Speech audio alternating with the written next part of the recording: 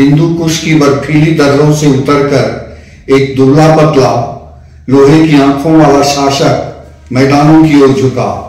मुइजुद्दीन मोहम्मद बिन साम, जिसे हम मोहम्मद गोरी के नाम से जानते हैं, वह गजनी का वंशज नहीं बल्कि मध्य अफगानिस्तान के घुर शासक था।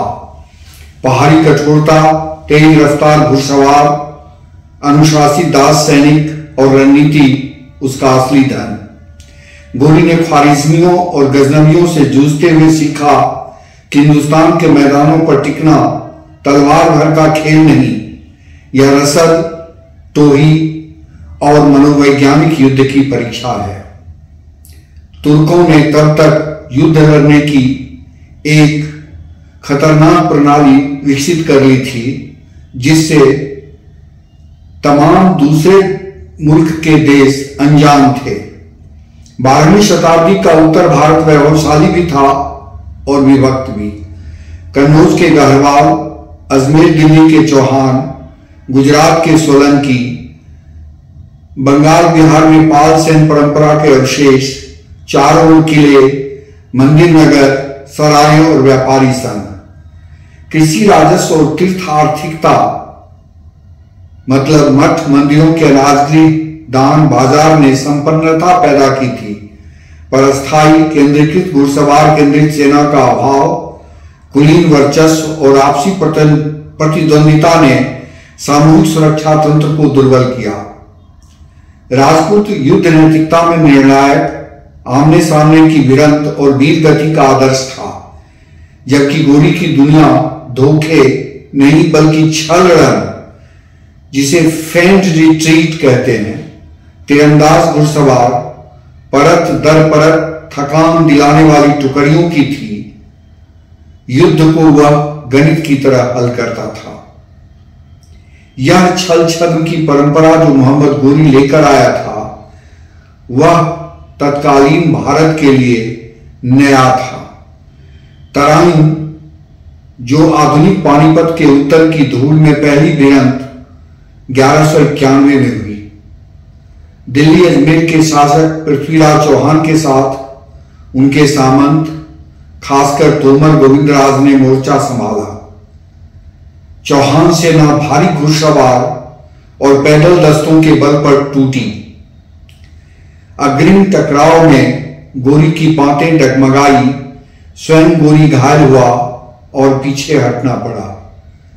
भारतीय पक्ष की आकस्मिक विजय ने चौहान वंश की प्रतिष्ठा को आकाश तक पहुंचा दिया, पर विजयोत्सव के बीच रणनीतिक पीछा, शत्रु रसद काटना और शत्रु की वापसी मार्ग पर दबाव, ये काम अधूरे रह गए। गोरी के लिए पराजय सीख बन गई। वीरता को शतरंजी चालों से हराया जा सकता है। अनुशासित तुर्क, अफगान घुड़सवार, तीरंदाज और चरणबद्ध टुकड़ियां। योजना साफ थी, झूठा पलायन, पंखों को लंबा खींचना, मुख्य बल को थका देना और फिर चारों तरफ से घेर कर काटना। भारतीय मोर्चे पर बहादुरी थी, पर केंद्रीय कमान, आपसी समन्वय और स्काउटिंग शिथिल। दोपहर ढलते ढलते घोड़े थक गए, पंक्तियां खुली और गोरी की तरकस से निकला अंतिम दांव सफल हुआ। द्वितीय तराइन में चौहान पक्ष पराजित हुआ, पृथ्वीराज बंदी बना। उसकी परिणति पर स्रोत विभाजित हैं, पर राजनीतिक रूप से चौहान प्रभुत्व का सूर्य अस्त हो गया। दिल्ली अजमेर पर तुर्की प्रभाव बैठ गया। यह दिल्ली सल्तनत की पूर्व पीठिका थी। यह इंडियन हिस्ट्री का सबसे महत्वपूर्ण टर्निंग पॉइंट है। यहां से हम देखते हैं कि गुलाम वंश की स्थापना हुई। दिल्ली सल्तनत का आगाज यहीं से होता है, जो अगले 200-300 वर्षों तक भारतवर्ष पर शासन करता है। लोक कथाओं और बाद के ग्रंथों में कन्नौज के गढ़वाल राजा जयचंद को अक्सर विश्वासघाती ठहराया गया, किंतु ठोस समकालीन साक्ष्य यह नहीं दिखाते कि जयचंद ने तराइन में चौहान विरोधी सैन्य सहायता मोहम्मद गोरी को दी थी या नहीं। वास्तविकता अधिक जटिल थी। चौहान गढ़वाल प्रतिद्वंदिता पुरानी थी। जयचंद अपने प्रभुत्व क्षेत्र की रक्षा में लगा रहा। 1194 में चंदावर पर स्वयं जयचंद गोरी से लड़कर मारा गया। अतः तराइन की पराजय को एक राजकवि प्रसूत दगा से जोड़ना इतिहास की सरलता प्रेमी आदत है। वास्तविक कारण थे राजपूत राज्यों का विखंडन, सामूहिक कमान की कमी, अलग अलग युद्ध दर्शन और घुड़सवार तीरंदाजी के विरुद्ध रणनीतिक तैयारी का अभाव। मोहम्मद गोरी की सेना मिलिटरली, सैन्य रूप से सबसे प्रभावशाली सेनाओं में गिनती होती है उसकी, क्योंकि हर शक्ति अपने तत्काल भूहिस्से, प्रतिष्ठा और उत्तराधिकार में उलझी थी। भारत में मंडल राजनीति में पड़ोसी अक्सर प्रतिद्वंदी होते, एक की मजबूती दूसरे की आशंकाएं बढ़ाती। गुजरात, बुंदेलखंड, कन्नौज, बंगाल, हर दिशा में आंतरिक प्रश्न अधिक तात्कालिक थे। दूर दराज के आक्रमण के विरुद्ध संघ रचना का औजार दुर्बल था। दूत और सराय के बावजूद खबरें टूट फूट से पहुंचती।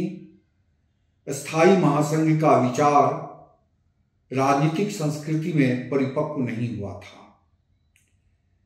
जब पड़ोसी राज्य आपस में एक दूसरे से आगे बढ़ने की होड़ में हों, एक दूसरे को नीचा दिखाने की होड़ में हों, तो एक अस्थायी महासंघ का निर्माण राजनीतिक रूप से संभव नहीं होता। द्वितीय तराइन के युद्ध के बाद उत्तर भारत में लाहौर, दिल्ली, अजमेर त्रिकोण पर तुर्की प्रभुत्व बैठ गया। गोरी ने अस्थायी निवास तो भारत में नहीं बनाया, वह जीत कर सौंप देने वाला सम्राट था। उसने अपने विश्वस्त गुलाम अमीरों को सूबों का भार दिया।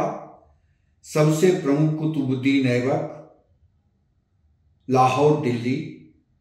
फिर 1194 में चंदावर की जीत से कन्नौज। 1202-4 में मोहम्मद बख्तियार खिलजी गंगा मैदान से होते हुए नालंदा विक्रमशिला तक पहुंचा और गौड़, लखनऊती, जो तत्कालीन बंगाल और बिहार है, पर पकड़ बनी। पश्चिम में मुल्तान, उच्च पर नासिरुद्दीन कबाचा और गजनी तराई पर ताजुद्दीन यलदौज, ये सब गोरी के तंत्र के अंग थे।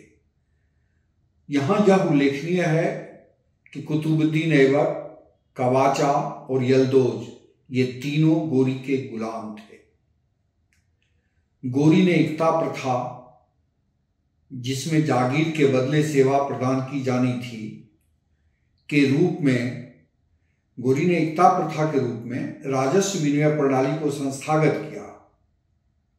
अमीरों, सैन्य अधिकारियों को राजस्व उपजाऊ क्षेत्र सौंपे जाते, बदले में वे फौज रखें, कानून व्यवस्था संभालें और खिराज भेजें। स्थानीय रैयत, व्यापारी और कारीगर बहुत कुछ यथास्थिति में रहे। कई हिंदू कायस्थ कुलीन राजस्व लेखांकन में जुड़े। फारसी दफ्तर की भाषा बनी, पर जिला पटल पर देसी भाषाएं चलती रहीं। यह कॉन्टिन्यूटी के भीतर परिवर्तन था, change with in continuity.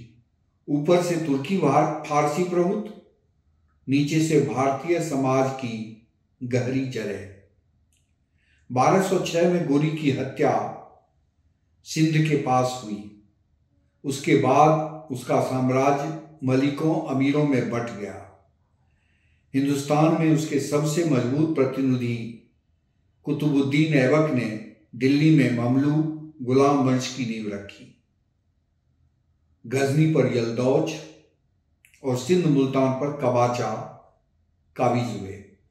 Bengal में बख्तियार का प्रभुत्व जल्द ही अस्थिर रहा और ऐबक के क्षेत्र में बंगाल भी आ गया।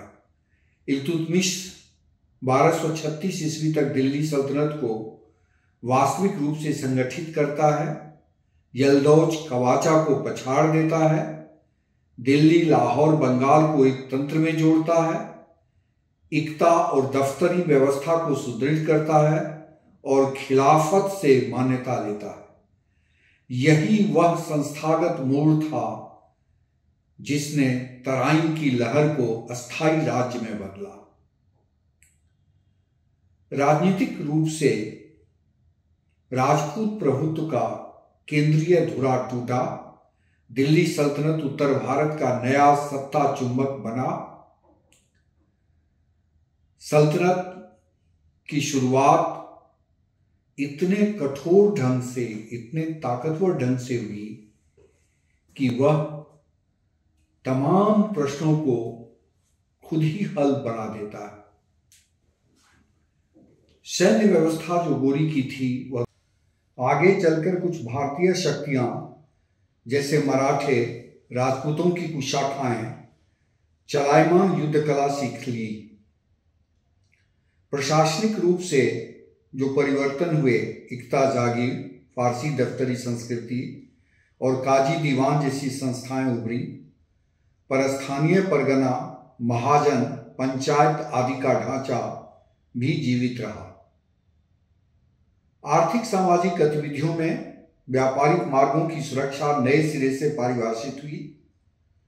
कुछ तीर्थ नगरों पर आघात पड़े, पर शहरी विन्यास, कारीगरी और कर व्यवस्था में नए अवसर भी बने। सांस्कृतिक रूप से फारसी देसी का संवाद बढ़ा। शिलालेख, मस्जिद निर्माण जैसे प्रारंभिक दिल्ली में, और दरबारी काव्य, इन सब ने एक मिश्रित सांस्कृतिक क्षितिज को रचा। दिल्ली सल्तनत के आगाज में ही भारतीय महाद्वीप निजामुद्दीन औलिया और अमीर खुसरो का उत्थान देखता है भारतीय क्षितिज पर। यह दिल्ली सल्तनत की शुरुआत में ही शुरू हो गई थी। पृथ्वीराज की हार एक व्यक्ति की पराजय कम और राजनीतिक संस्कृति की कमी कवच ज्यादा थी। मैदान जीता जा सकता था, पर युद्ध की अगली सुबह के लिए साधन, सहयोग और रणनीति चाहिए थी। तराइन एक के बाद रणनीतिक पीछा न होना, उस सेना का पीछा किया ही नहीं गया, और तराइन 2 में कमान, समन्वय आदि का ढीलापन, साथ ही विस्तृत संघ का अभाव, इन्होंने बहादुरी को असहाय कर दिया। विश्वासघात की सरल कथा मन भले बहलाए, पर हमें इतिहास सिखाता है कि विखंडन, सैन्य आधुनिकीकरण की कमी और रणनीतिक दृष्टि का अभाव असली कारण थे। तराइन के युद्ध की मैदान में उठी धूल तो जल्द ही बैठ गई, पर उससे निकली दिल्ली सल्तनत की रेखा सदियों तक दिखती रही। मोहम्मद गोरी ने स्वयं कोई विराट राजधानी नहीं बसाई, उसने खांचे बनाए जिनमें उसके गुलामों ने राज्य की स्याही भरी, और भारत जिसकी मिट्टी ने अनगिनत आक्रमण देखे, फिर एक बार हार को इतिहास और इतिहास को व्यवस्था में बदलना सीख गया।